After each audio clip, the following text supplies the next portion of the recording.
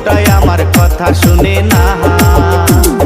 দিনে রাত্রে ঝগড়া করে মাথার চুল ছিঁড়িয়া খায় রে, তবু বউয়ের হাউস মেটে না। দিনে রাত্রে ঝগড়া করে মাথার চুল ছিঁড়িয়া